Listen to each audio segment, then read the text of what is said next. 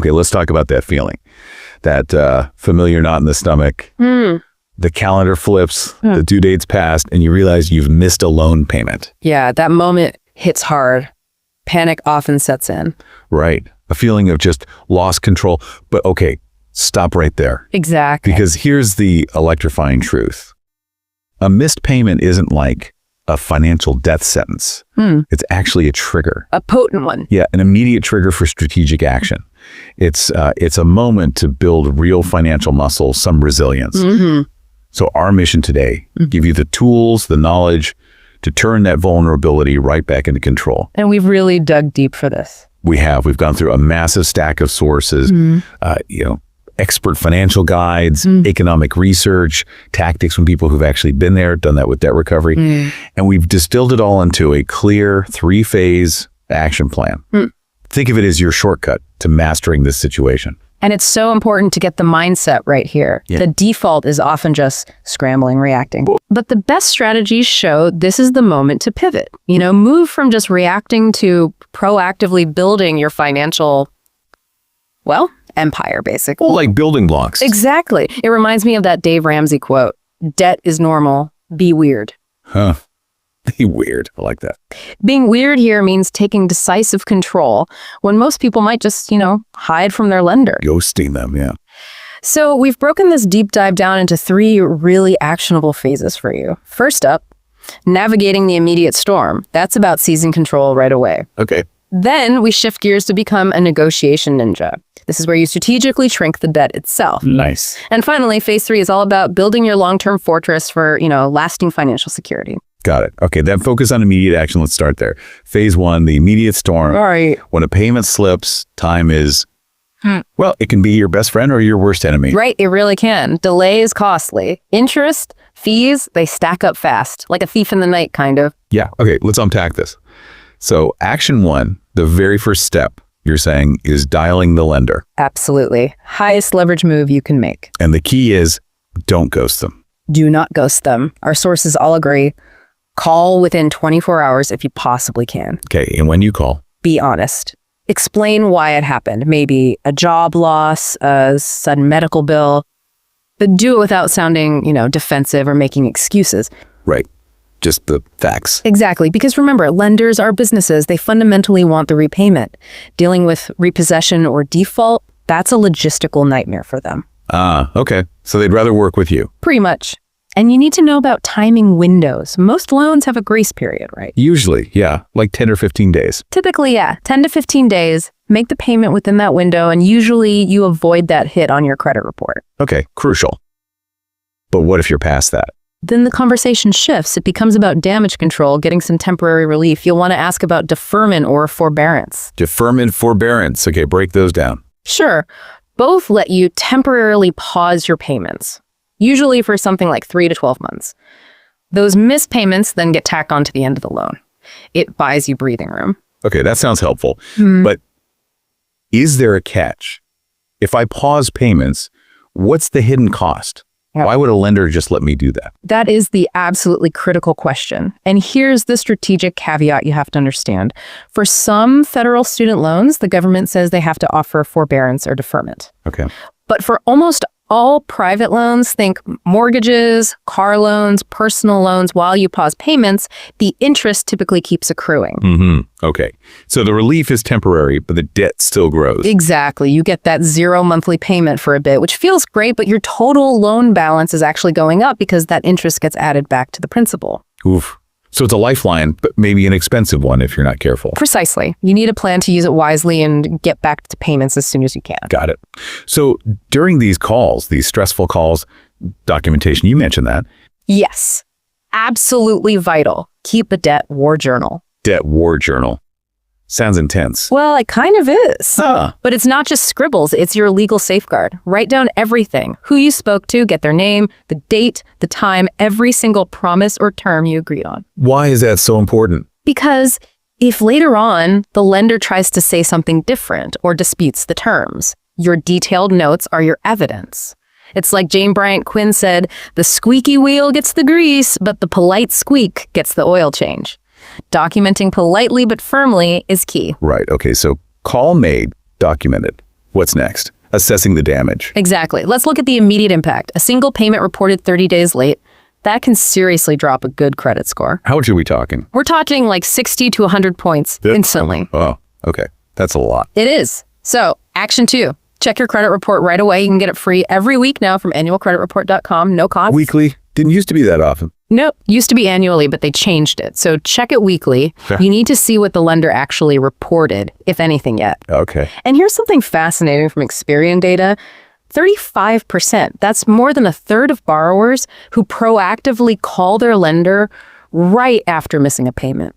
They manage to avoid full default entirely. Just by calling. Just by making that contact. It shows you're engaged, you're not just disappearing. That contact itself is a huge mitigating factor. Okay, that underscores the don't ghost them point. Absolutely. Now, let's say that call confirms you need cash, like now to catch up. That brings us to action 3. Emergency cash infusion. Right. And we're not talking pawn shops for family heirlooms here. No. Think ruthless prioritization. Remember Confessions of a Shopaholic? Audit the closet before the credit card statement. Okay. So practical steps. Audit your stuff. Look for things that sell fast. High-demand electronics, maybe collectibles if you have them. Things you can list on eBay or Facebook Marketplace and liquidate quickly. And side hustles. Focus on quick gigs. Platforms like TaskRabbit, Upwork, things where you can pick up short-term work, maybe over a weekend. You could potentially net, say, $300 to $500 pretty fast. Okay, and that might be enough to cover that overdue payment and just stabilize things. Exactly. Get stable. That wraps up phase 1. You've called the lender, checked the damage, maybe found some quick cash. Right. You've stopped the bleeding, basically. Precisely. Now we shift gears. We move strategically into phase 2. Becoming the negotiation ninja. Negotiation ninja. I like the sound of that. This is where you start fighting back, shrinking the debt. Exactly. This is where it gets really interesting. Because once a debt slips into or close to default, the power dynamic actually shifts a bit. How so? The lender's goal changes. It's less about getting that perfect full monthly payment on time and more about minimizing their own loss. How's damage control for them too? Right, and think about it from their perspective. According to FTC guidelines and just common practice, lenders will often settle debts, especially post-default, for maybe 40% to 80% of what's owed. 40 cents on the dollar. Why would they do that? Because getting a guaranteed 40% or 50% now is mathematically way better for them than spending months, maybe years, chasing you through collections, paying fees, and potentially ending up with 0%. Okay, so their cost of chasing the debt is your leverage. That's your leverage, exactly. Their high cost of enforcement. So let's talk strategies. Strategy 1, the hardship Hail Mary. Hail Mary. Sounds like a long shot. It can feel like it, but it's about customized relief. Don't just call and say, I need help. You need to show them. Provide proof. Like what? Recent pay stub showing reduced income, maybe copies of unexpected medical bills, a new, tighter budget you've worked out. You go to them with a specific proposal. Okay, like what kind of proposal? Maybe ask for a reduced interest rate. If you're paying 18%, could they drop it to 5%? Or maybe extend the loan term. Longer term means lower monthly payments, even if you pay more interest overall. Got it. Be specific. Be specific. And this is super relevant for federal student loans. Have you heard of income-driven repayment plans, IDR? Vaguely. How do they work? They cap your monthly payment based on your income and family size, usually 10 to 20% of your discretionary income. And the really interesting part, after 20 or 25 years of payments, the remaining balance can be forgiven. Forgiven. Seriously? Seriously. Research from places like the Urban Institute actually suggests that if we automatically enrolled struggling borrowers into IDR, we could slash default rates by maybe 25%. These programs work when people use them. Wow. Okay, so federal loans, IDR is a powerful tool. Huge. And the overall key here, persistence and preparation. Bankrate estimates that if you call proactively, you present a solid plan. Your success rate for getting some kind of restructure could be as high as 70%. 70%. That's definitely worth the effort. Yeah. Okay, what's strategy 2? Strategy 2, the settlement showdown. This is more for consumer debt, like credit cards, sometimes personal loans, especially if you get an unexpected chunk of cash. Like a tax refund, maybe. Or a bonus. Exactly. A windfall. You can then go to the creditor or the collection agency if it's gotten that far and offer a lump sum to settle the debt for less than the full amount. How much less? Aim for a significant discount. Offering 50% to 70% of the balance is often a realistic starting point for negotiation. Remember, they want something guaranteed over potentially nothing. Okay. And you mentioned something specific for credit cards. A validation letter. Yes, this is a neat little tool under the Fair Debt Collection Practices Act, the FDCPA. It's called a debt validation letter. You send this to the debt collector. Not the original credit card company? Usually the collector, once it's been sold or assigned. This letter basically forces them to prove, with documentation, that you actually owe the debt and that they have the legal right to collect it. And what does that do? It buys you time, first off. They have to stop collection activities while they gather the proof, and sometimes they can't adequately prove it or they find errors in the amount. That can be grounds to challenge the debt, maybe even invalidate it. Interesting. A bit of legal judo there. Kind of, yeah. And there's a twist for mortgages, too. It's called reamortization. Reamortization. Sounds complicated. It's actually pretty straightforward. Let's say you make a larger lump sum payment directly to your mortgage principal, maybe $5,000. Okay. You can then ask your lender to recalculate your future monthly payments based on that new lower principal balance. Without refinancing, without all those fees. Exactly. It lowers your required monthly payment going forward, which can really ease cash flow pressure. Not all lenders offer it easily, but it's definitely worth asking about. Good tip. Okay, so these negotiations sound intense. What if you feel overwhelmed doing it yourself? That's where strategy 3, pro-negotiator, hacks, or really third-party allies come in. Allies, like who? Nonprofit credit counseling agencies are fantastic. Look for ones affiliated with the NFCC, the National Foundation for Credit Counseling. Their counselors are certified, often offer services for free or very low cost. And they'll negotiate for you. They often will, yes. They can help you set up a debt management plan, DMP, where you make one payment to the agency and they distribute it to your creditors, often at lower interest rates they've negotiated. They also frequently get late fees waived. That sounds much less stressful. It can be, but here's a crucial warning. Be very wary of for-profit debt settlement companies. Why is that? They advertise heavily, promise huge debt reductions, but they charge hefty fees, often 15% to 25% of the debt amount they settle for you. And sometimes their advice, like stopping payments to force a settlement, can actually wreck your credit further. Ouch. Okay, so stick with the nonprofits like NFCC. Always start there, nonprofit first. And one more advanced hack from the source material, tying back to payments. Yeah. If you can make any extra payments, even small ones, pay them directly to the principal. We'll talk more about how later, but the key is to also ask your loan servicer if they can recalculate your amortization schedule monthly. Recalculate monthly, what does that do? It means every extra dollar you pay immediately goes to reducing the principal, and your next minimum payment reflects that slightly lower balance, meaning more of that payment goes to principal too. It creates a snowball effect that rapidly cuts down the debt. Wow, okay. That sounds powerful. That really sets us up nicely for phase 3, doesn't it? The long game. Absolutely. Phase 3, building the long-term fortress. We're moving beyond the immediate crisis now. This is about redesigning your financial ecosystem for the long haul. Right. It's like Robert Kiyosaki says, it's not how much money you make, but how much money you keep. Exactly. And the foundation for keeping more money, budget boot camp. Ah, the B word, budgeting. Yep. Gotta face it. And you need to pick a debt payoff strategy. There's often this debate, Avalanche versus Snowball. Okay, remind us of the difference. Sure. The Avalanche method means you focus all your extra payments on the debt with the highest interest rate first, while making minimum payments on everything else. Mathematically, this saves you the most money and interest over time. Makes sense. The logical choice. It is. But then there's the Snowball method. Here, you focus all extra payments on the debt with the smallest balance first, regardless of interest rate. Why would you do that? It costs more interest. It does. But the psychology is powerful. You get quick wins. Paying off that small debt feels good, builds momentum, and keeps you motivated to stick with the plan. For many people, that psychological boost is more important than pure math. So it depends on your personality, really. Totally. And tools can help. Things like Y&M. You need a budget, force you into that strict, zero-based budgeting mindset. Users often report paying off debt like 20% faster just because they're paying such close attention. So vigilance pays off. It does. And the FTC has simple advice here too. Ruthless auditing of discretionary spending. You know, the cut lattes for loan liberation idea. Identify where cash leaks out without adding real value. Okay, budget dialed in. What's next for the fortress? Consolidation alchemy. This is about strategically bundling multiple, often high-rate debts into one new loan with a lower interest rate. Right, like rolling several credit card balances into one personal loan. Exactly. Think about it. Many people juggle credit cards at, say, 18%, 20%, even 24% interest. A consolidation loan might currently average somewhere between maybe 6% and 12%. That difference is huge. Big savings on interest. But timing matters, right? You mentioned something earlier. Yes, critical timing insight from the sources. Try to get current on your existing debts, clear those past due amounts before you apply for consolidation. Why? Lenders are just much more likely to approve your consolidation application if you're not actively delinquent.